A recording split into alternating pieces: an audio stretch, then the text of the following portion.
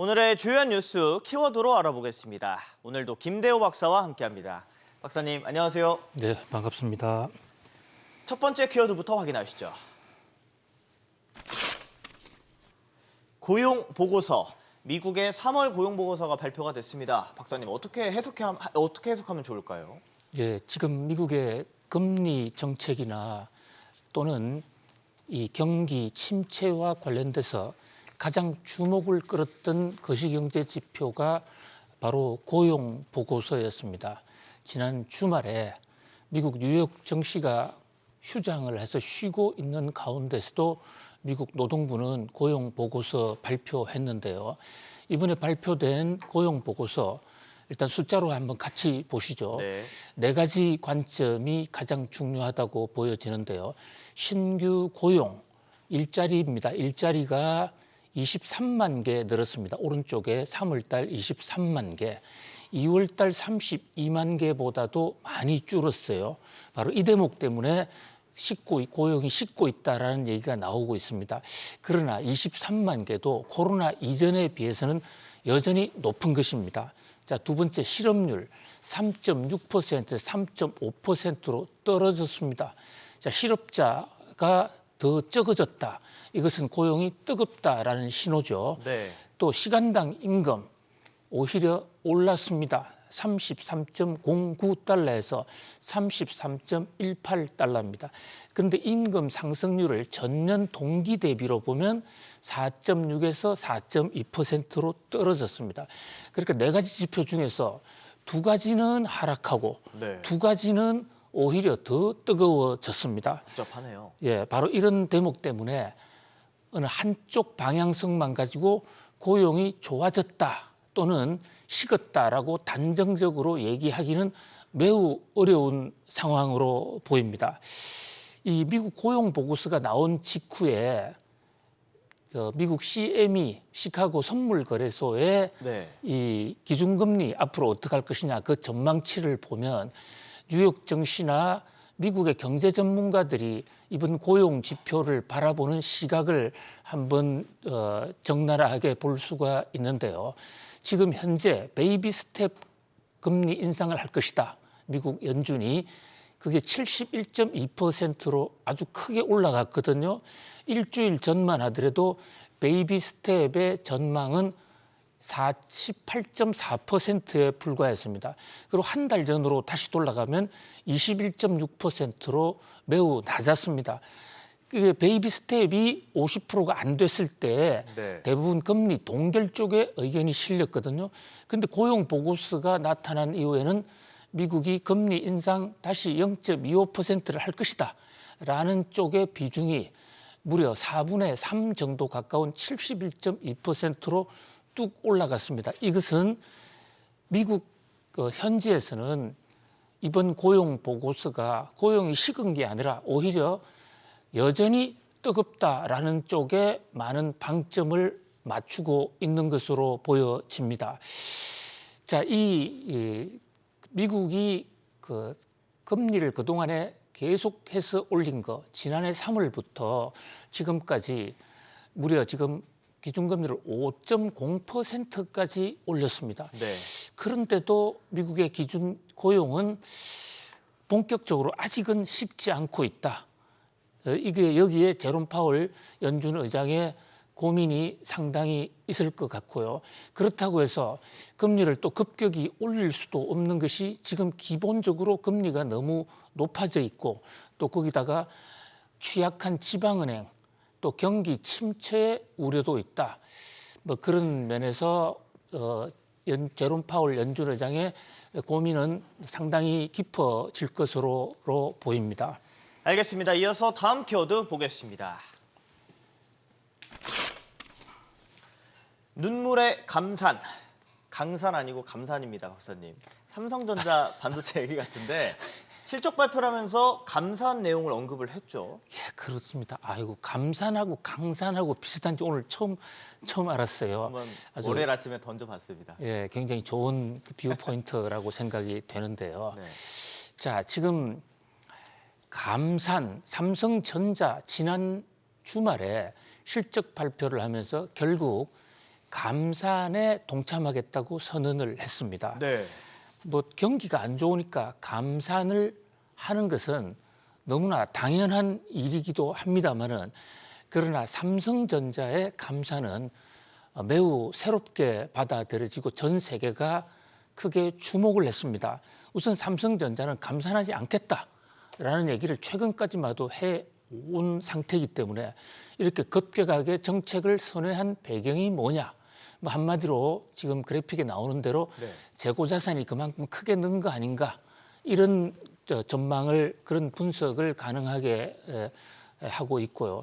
또 하나는 삼성전자는 이번에 감산을 선언한 것은 25년 만에 처음이에요. 네. 1998년 이후에 삼성전자는 단 한 번도 감산하지 않았습니다. 사실 삼성전자가 본격적으로 반도체 부분에서 선두 자리로 오른 이후에는 감산이 한 번도 없었다고 볼 수가 있거든요. 삼성전자는 오히려 경기가 나쁠 때 감산하지 않는다, 정산을 한다. 그러면서 초격차 전략이라는 것을 강조를 했습니다. 그러니까 경기가 좀 나쁠 때 삼성전자와 같은 1등 업체가 계속해서 정산을 하는 것이 네. 또 감산을 하지 않는 것이 중장기적으로 반도체의 과잉 생산을 막는 것이다. 그리고 또 삼성전자가 1등을 유지하는 초격차 전략이다. 이렇게 주장을 해왔거든요. 그것을 이제 뒤집은 것이죠. 그렇네요. 이 25년 만에 감산을 보는 세계 경제의 시각은 크게 세 가지로 나누어지는데요. 자, 첫 번째, 삼성전자마저도 이제 감산을 하면 공급량이 줄어들 테니까 반도체 가격이 오를 것이다. 반도체 가격 반등에 무게중심을 둔 시각이 적지 않습니다. 그래서 주가가 지난 주말에 반도체 주가가 올랐습니다. 그렇죠. 단기적으로는 주가 상승 요인이라고 볼 수 있죠. 그런데 자, 두 번째, 오죽했으면 삼성 너마저 감산을 하느냐? 그만큼 재고가 많으냐? 지금 적자가 이렇게 삼성전자 입장에서 볼 때 이 경기 침체가 심각하다고 판단한 것이냐? 이게 두 번째 시각이고요. 네. 또 세 번째 시각은 자, 반도체 1등 포기한 것인가? 지금 삼성전자와 TSMC에 물론 한쪽은 메모리고 한쪽은 비메모리 쪽에 주력하고 있지만 그러나 결과적으로는 그 전체적으로 지금 반도체에 선두 경쟁을 하고 있는 상황인데 지금 TSMC는 증산을 계속하고 있습니다. 그런 관점에서 지금 초격차라든지 미래 2년, 3년 앞에 삼성전자의 위상 이런 것을 생각하기가 어려울 정도로 지금 현재의 반도체 상황이 재고가 폭발적으로 늘어나고 가격이 지금 떨어지고 있는 것이 삼성전자에도 위기 상황으로 다가오고 있는 것이 아닌가. 네. 뭐 이런 여러 가지 엇갈린 시각인데요. 어쨌든 지금 삼성전자, 삼성 디스플레이로부터 4조 원 이상 단기 자금을 공급받고 있죠. 그렇죠. 예, 그만큼 현금 유동성이 부족하다고 볼 수가 있습니다.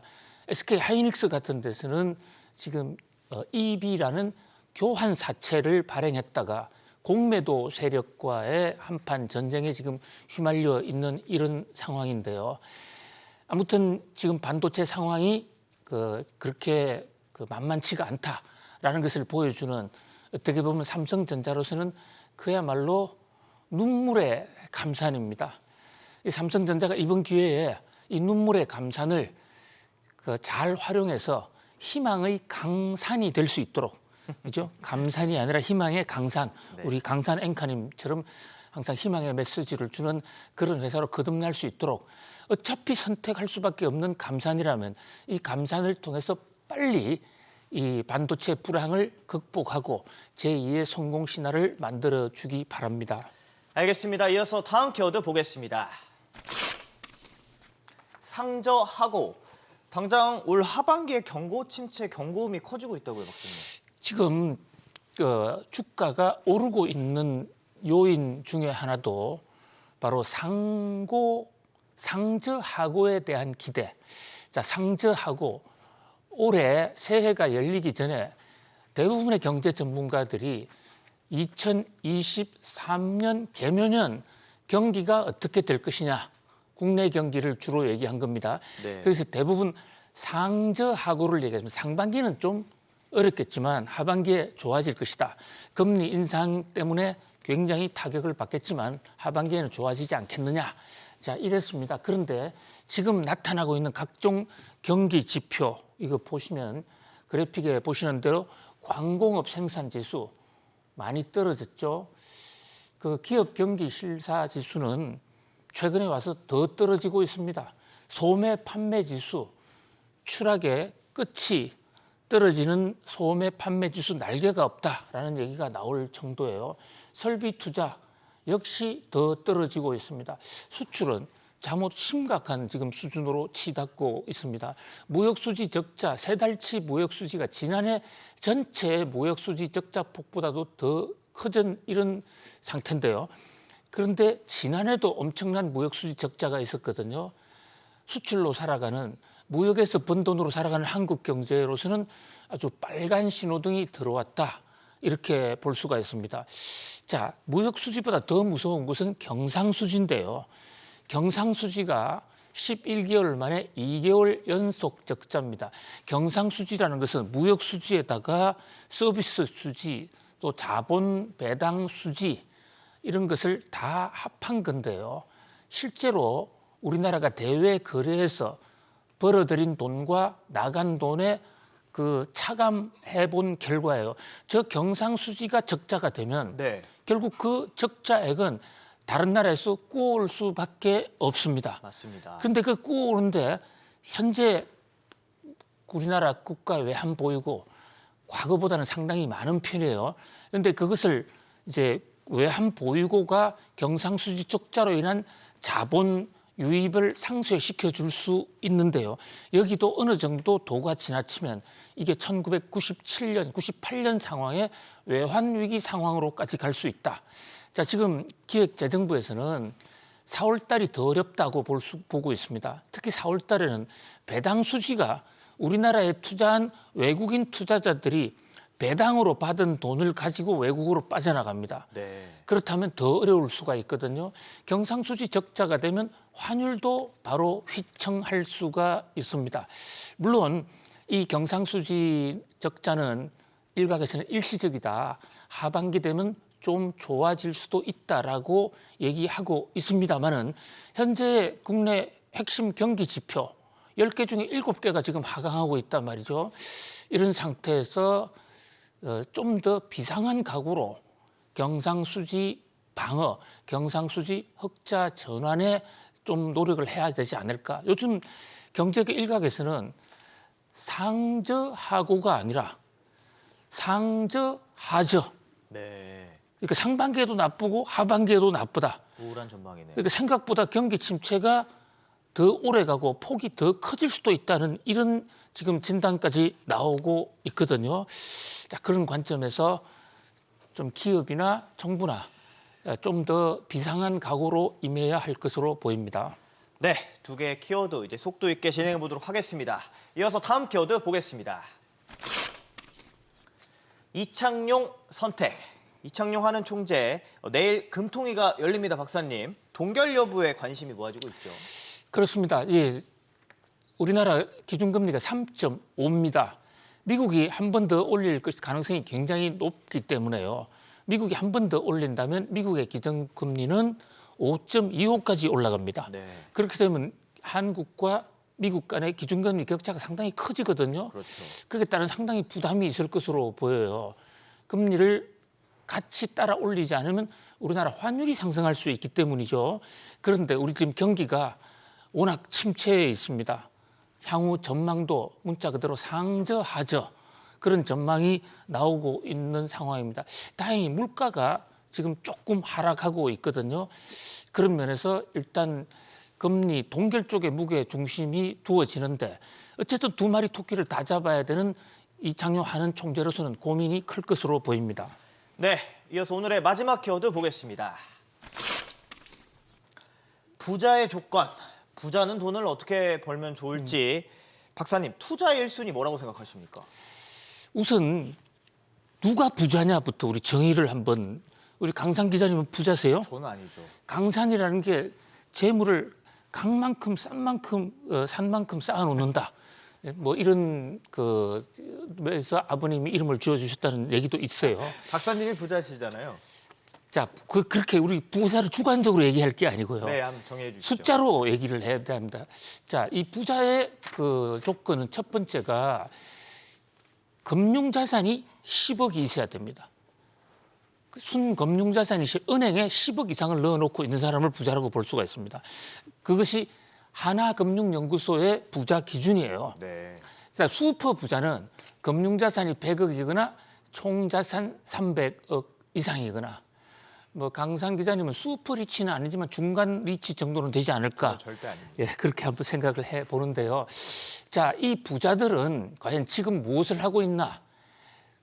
하나금융연구소의 지적에 따르면 이 부자들은 네. 경기 침체기를 노리고 있다. 그래서 실탄을 준비하고 있다는 겁니다. 사실 지금처럼 자산 가치가 떨어져 있는 시점이야말로 부자가 되기에 굉장히 좋은 조건이기도 해요.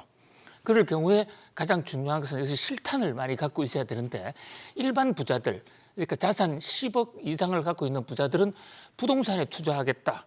압도적입니다. 부동산 자산 가치가 떨어졌을 때 투자하겠다. 근데 슈퍼 리치들은 부동산은 뭐 어느 정도 갖고 있을 테니까 주식 쪽에 더 부정을 둔다. 이렇게 보는데요. 한 가지 이 부자가 되는 조건, 거시경제 흐름을 잘 봐야 저점에 사고 고점에 팔거든요. 그러기 위해서는 부자의 또 하나 조건은 SBS 모닝벨을 잘 보고 이 타이밍을 판단하는 그것도 굉장히 중요한 것으로 보입니다. 알겠습니다, 박사님. 지금까지 고용보고서, 눈물의 감산, 상저하고, 이창용 선택, 부자의 조건. 감사합니다, 박사님. 고맙습니다.